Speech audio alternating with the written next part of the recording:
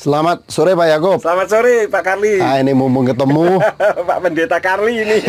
Mumpung ketemu, saya mau tanya Pak, tolong tanggapan Pak Yakub mengenai Gilbert Lumendong yang terima dana besar dari Anies dan kemudian sekarang menjadi sangat viral kemana-mana. Tolong Pak Yakub jelaskan. Terima kasih Pak Karli. Sebetulnya yang bertanya kepada saya itu bukan hanya Pak Karli, tetapi ada banyak pendeta-pendeta juga tanya kepada saya, bagaimana tanggapan Pak Yakub mengenai Pak Gilbert yang menerima dana cukup besar dari Pak Anies, kemudian sekarang menjadi influencernya Pak Anies ya. Nah, saya katakan, kalau masalah dana Pak Karli, itu sebetulnya pemerintah itu memang punya dana yang khusus untuk gereja-gereja. Karena tempat saya sendiri pernah mendapatkan 2 kali. Ya, itu memang ada dana dari pemerintah yang memang untuk gereja-gereja. Tetapi kemudian kalau untuk bicara masalah influencer, misalkan sebagai pendukung, kalau saya sendiri bagaimana memilih seorang pemimpin untuk memimpin negara, kan ini berbicara soal masalah pilpres. Saya tidak bicara soal politik, tetapi kalau kita memilih pemimpin, kalau saya pribadi memilihnya ya yang punya rekam jejak yang baik. Artinya memimpin daerah itu bagaimana? Berhasil atau tidak, gitu kan? Nah, sekarang kalau memimpin Jakarta saja dinilai orang tidak berhasil, bahkan banyak permasalahan.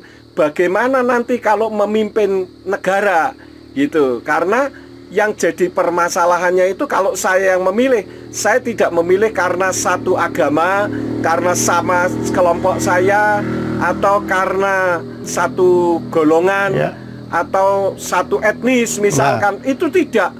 Saya sebagai seorang pemimpin gereja, saya mengutamakan bagaimana supaya negara kesatuan Republik Indonesia itu bisa maju. Itu Pak Karli yang menjadi fokus saya. Prinsip prinsip. Saya sudah sekitar 2 tahunan yang lalu yang saya katakan bahwa pemimpin negara itu harus orang yang memiliki jiwa memegang PBNU. PBNU itu singkatan, P-nya itu Pancasila, B-nya itu Bhinneka Tunggal Ika, N-nya itu NKRI, U-nya itu Undang-Undang Dasar. Nah, kalau memegang itu, sudah Indonesia ini akan menjadi negara terkuat di dunia. Begitu Pak Karli. Karena itu nanti Pak Karli kalau milih orang, jangan karena satu etnis, karena satu kelompok, karena satu agama. Pilihlah orang yang punya rekam jejak yang membela NKRI yang luar biasa, sehingga Indonesia akan menjadi negara yang berjaya, yang ditakuti oleh dunia. Karena Indonesia ini memiliki sumber daya alam yang sangat kaya raya. Seluruh dunia itu Indonesia nomor 1.